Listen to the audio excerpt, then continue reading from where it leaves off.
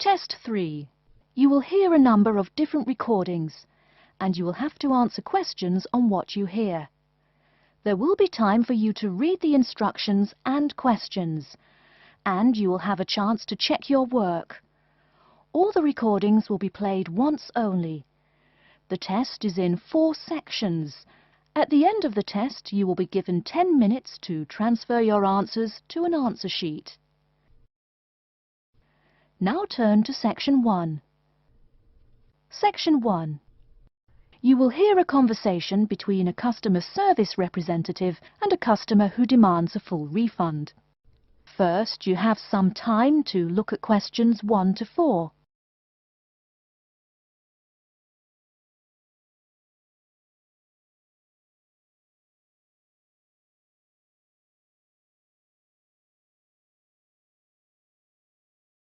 You will see that there is an example which has been done for you.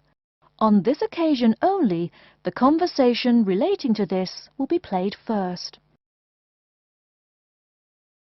Hello and welcome to Under Pressure Enterprises Customer Service Department. This is Kelly. How may I help you? Yes, I'm calling about one of your rice cookers I just purchased. The customer says that he is calling about one of the rice cookers he just purchased. So, rice cooker has been written in the space.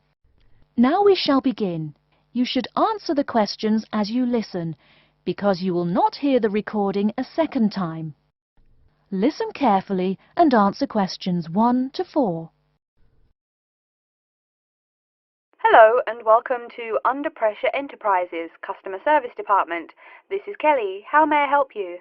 Yes, I'm calling about one of your rice cookers I just purchased. What seems to be the problem, sir? Seems? There's no seeming about it. The blasted thing shoots hot steam all over the place, that's what. It nearly scalded my hand when I went to open it. Why, it could have killed the cat or something. It could have exploded and killed my wife and me. Sir, please calm down. As long as the steam escapes the cooker, it won't explode. So you're telling me there's no problem? Are you calling me a liar? Sir, no one is calling you a liar. Yes, so I demand a full refund. Under Pressure will be happy to refund your money, sir. Now, I just need some basic information. Okay. Sorry, I do tend to get a little hot under the collar. My wife tells me to slow down. So, what do you need to know? Sir, don't worry. I just need to ask you the model number of the cooker. Where are my glasses? Here.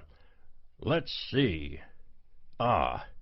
It's R242. R242. Okay.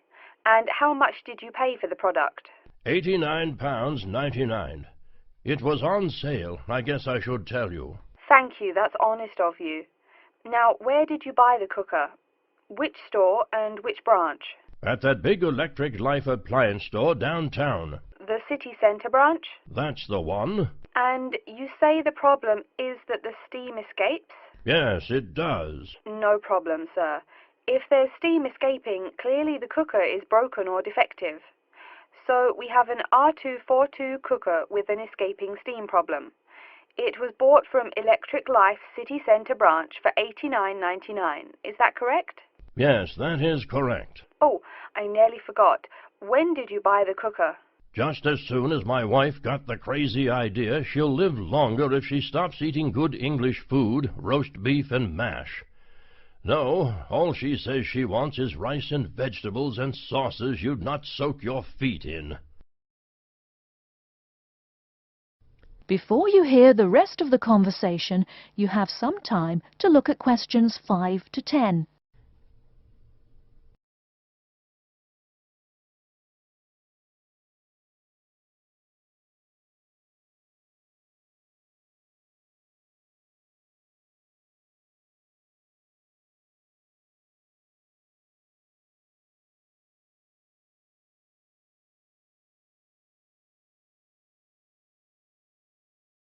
Now listen and answer questions 5 to 10. Sir, when did you buy it? Oh, there I go again. Let's see. We bought it just 6 months ago. We hardly use it either. But 6 months? Is that too long? I mean for the warranty? Very well, that's well within the warranty period. Now, what's your name and address? Name and address? What for? Sir, it is company policy. If you want your money, you must inform me. Money, you say? Oh, my name is Herbert Hewitt, and my address is 84 Park Road. Is that here in Coventry? Yes, the postal code is B0241DJ. But I don't think sending things in the mail is very secure or very efficient. I mean... Don't worry, Mr. Hewitt, don't worry. We can credit the money to your credit card. You do have one, don't you? Yes, that's how we paid for the cooker. Oh, yes. We still have the number on the computer. I only need to ask your card's expiry date. I'm afraid I never give that sort of information out. I mean, once you have that, anyone could go charging things and... Sir, I said your expiry date, not your card's password. Oh, yes. Foolish me. Of course, you didn't say password. Let's see. That will be April 2008. April 2008. Very well. Your card still has nearly 2 months left to go. We'll get that refund right to you, probably by 5 o'clock this evening. You had better. If I don't get my money... Wait. Yes, I know I'm losing my temper again. I really am sorry. I haven't had my medicine today. And, sir, just one more question for our records. How often do you go shopping at the city centre branch? Oh, well, it's hard to say. I suppose maybe once a month. But I can tell you this. If I don't get my refund, I'll never shop there again. Oh, I think it's time to start looking for another job. That is the end of section 1. You now have half a minute to check your answers.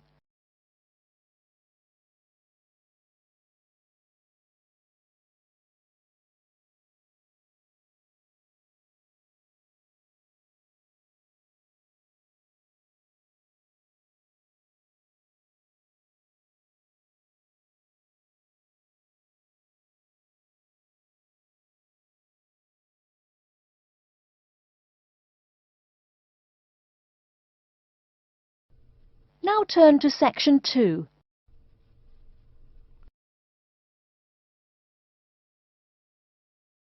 Section 2. You hear a talk by a counsellor from the University of New South Wales, who will introduce some useful facilities and services on the campus. First, you have some time to look at questions 11 to 15.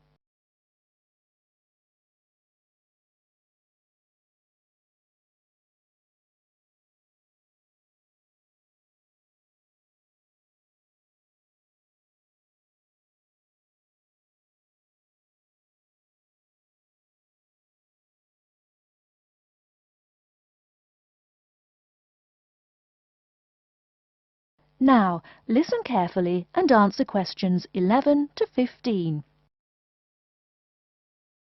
Hello everyone, and welcome to the University of New South Wales. The first thing I'd like to do at today's orientation session is get you all oriented.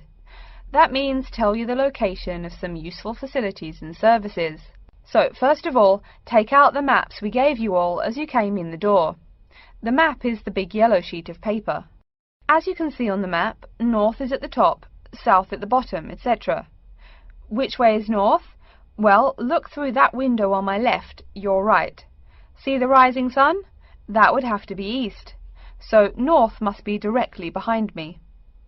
Now, we're at the campus main gate. The recreational facilities are on my right hand, and its opposite is the student centre. No questions? Good. Pretty easy, right? Okay. Did everyone eat breakfast at the student food service this morning? Was the food good? Yes, I am joking. I've eaten there too.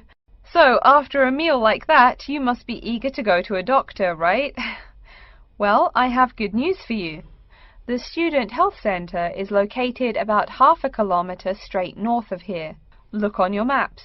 You see the street on the east side of this building? Ned Kelly Avenue? Just follow that about 500 metres and the health centre will be on your left at the 3rd cross street.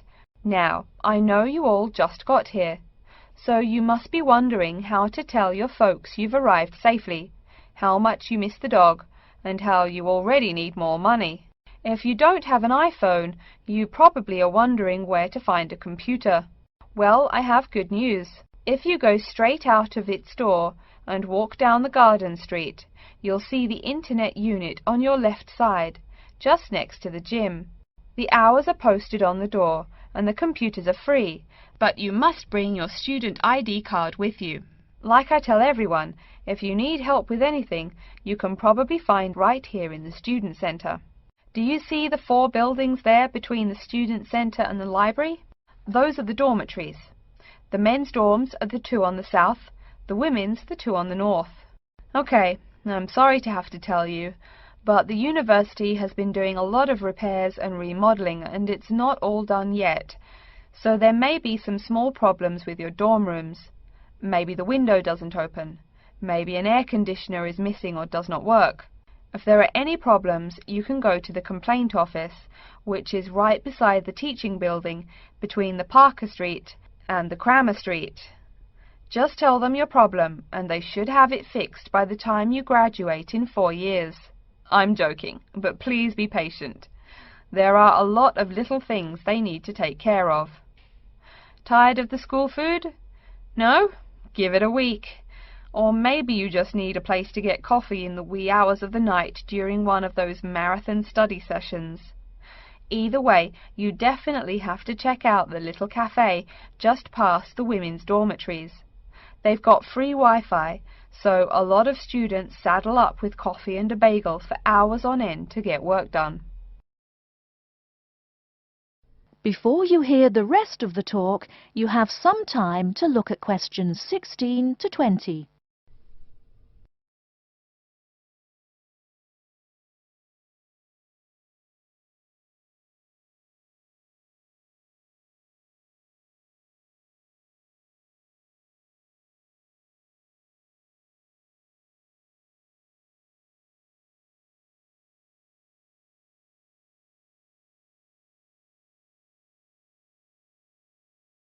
Now listen and answer questions 16 to 20.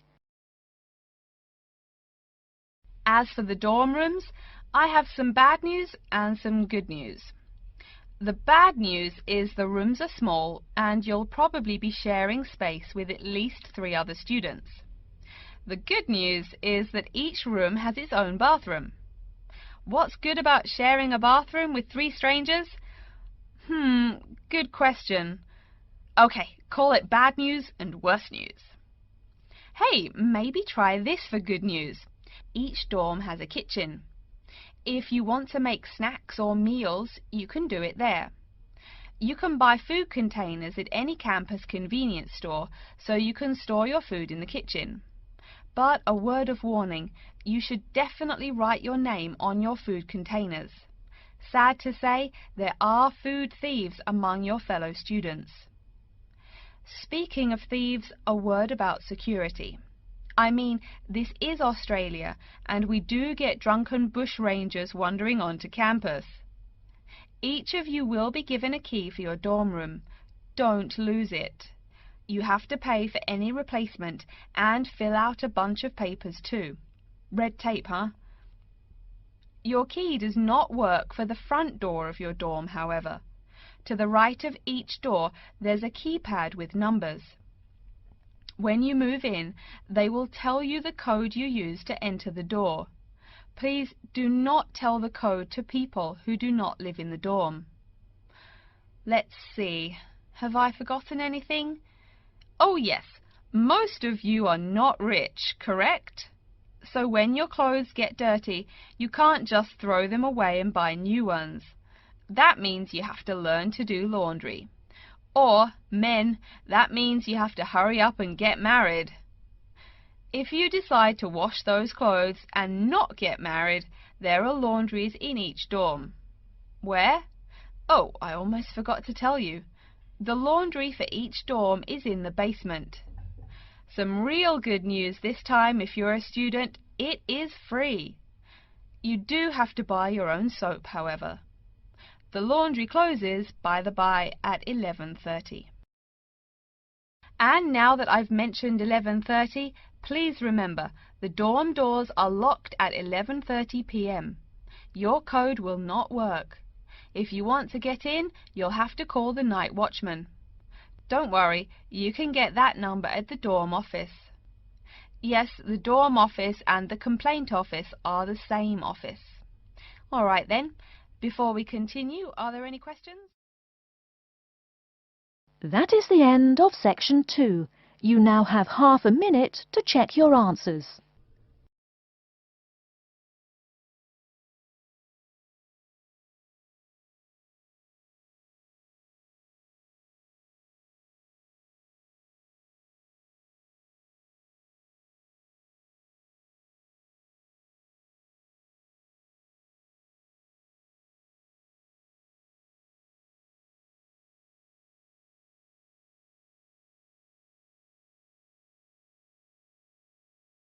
Now turn to section 3. Section 3. You will hear two students called Betty and Bruce talking to Professor Dundee about their own presentation. First, you have some time to look at questions 21 to 24.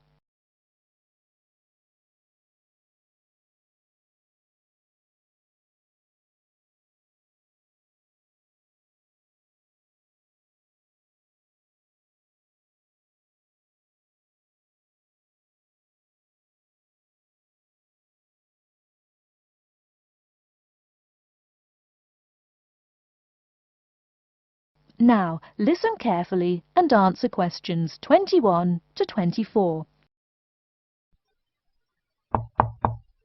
Come in. Professor Dundee, we're ready to make our presentation. Oh, yes.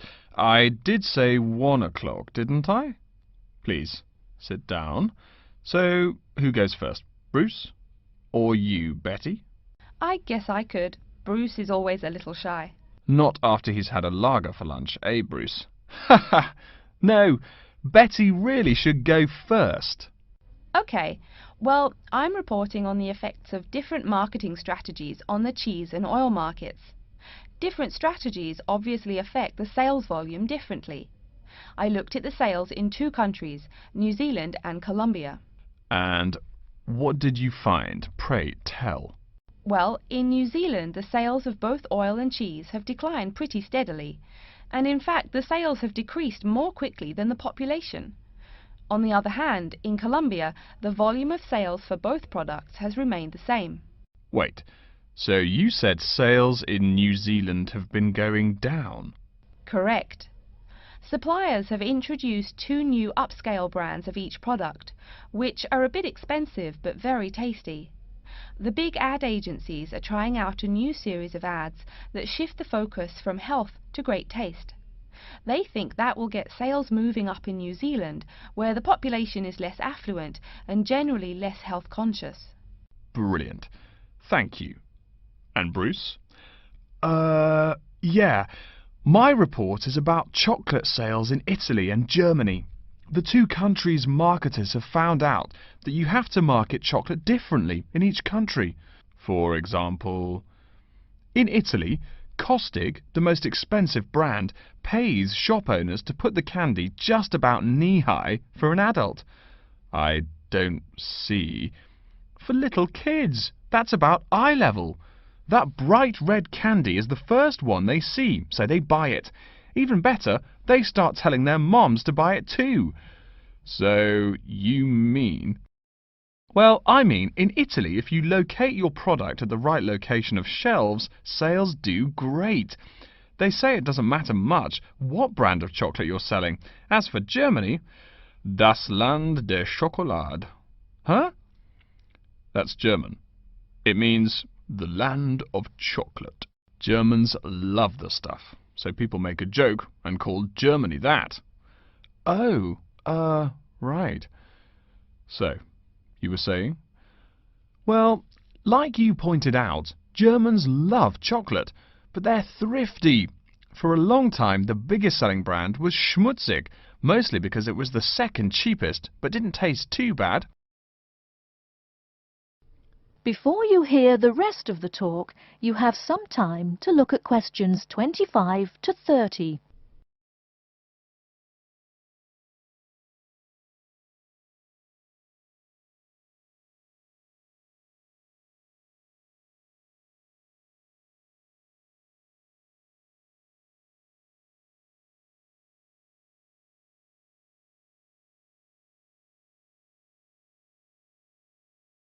Now listen and answer questions 25 to 30. Again, brilliant. A pretty good job, both of you. Tell me, what do you plan to investigate next week? I am especially interested in the effects of colour on sales of products, so I'll be looking at ads for cosmetics and cleaning products in the local market.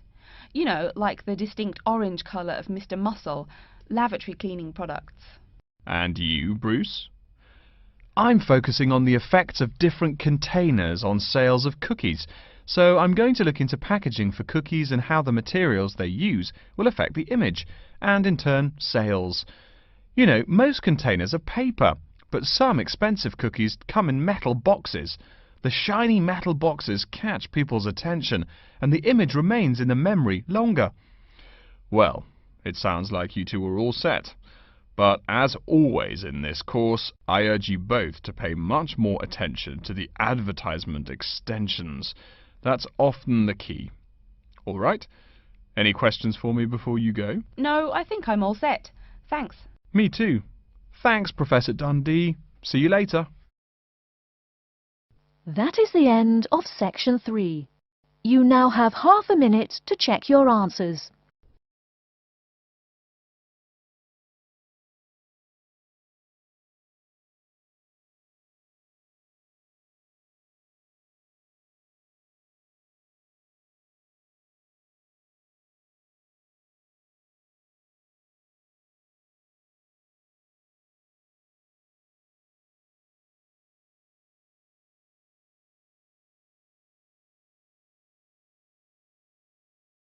Now turn to section 4.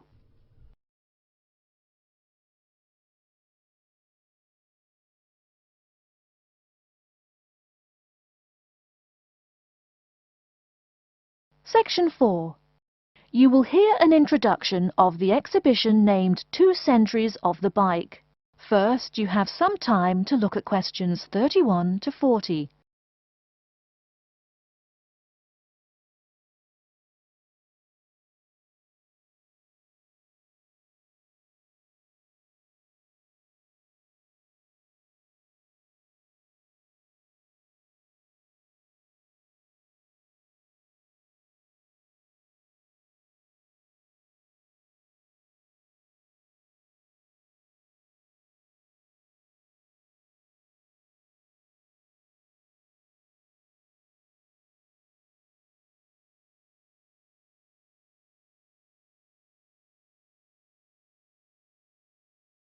Now listen carefully and answer questions 31 to 40.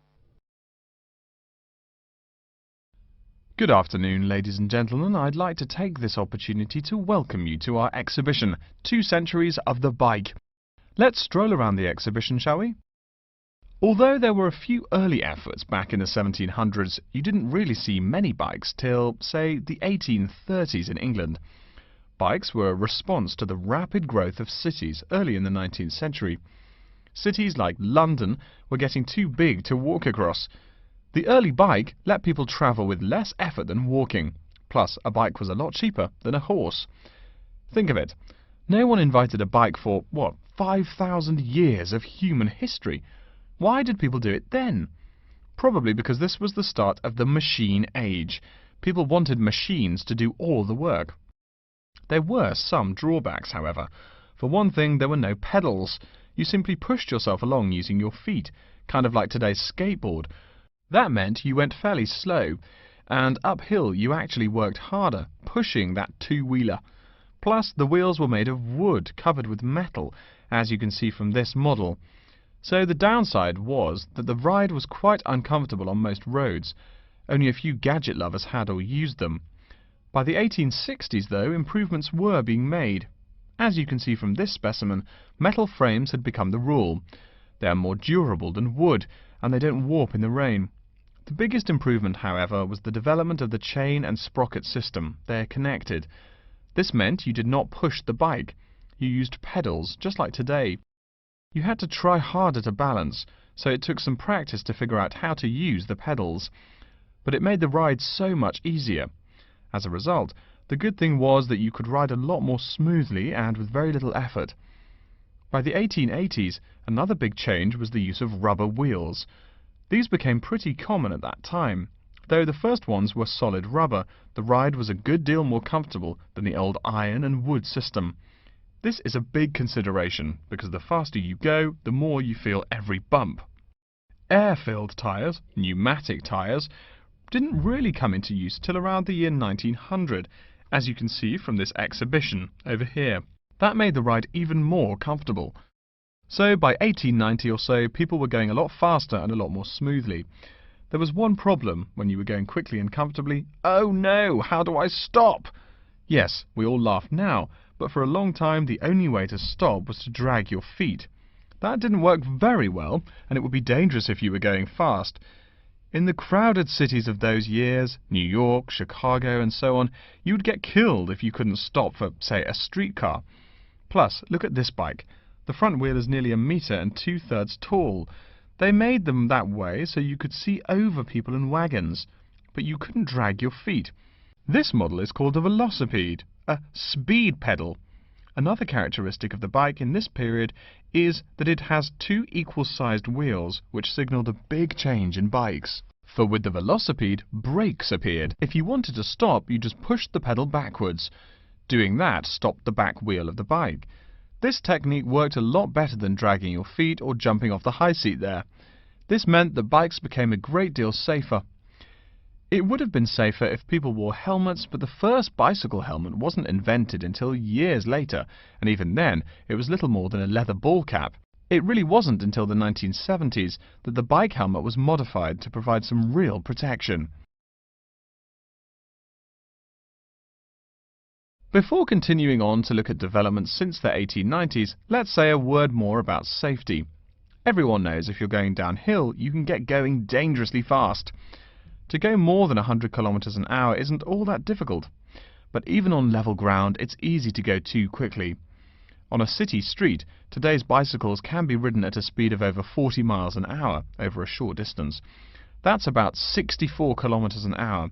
Remember, you're on a bike, not in a car. There's nothing to protect you.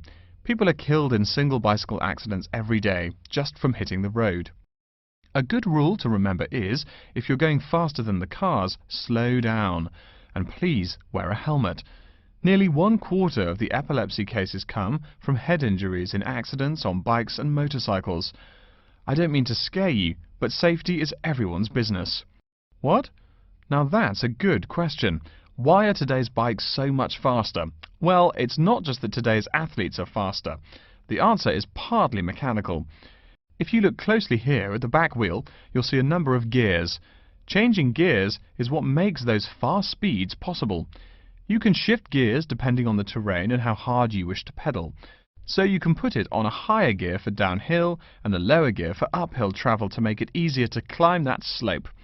You'll notice this gear shifting mechanism is attached to the back wheel, and when the rider shifts on the handlebar gear shifter, the chain moves to the appropriate sprocket. And, speaking of changing gears, let's look over here at our Tour de France exhibit. That is the end of section 4. You now have half a minute to check your answers.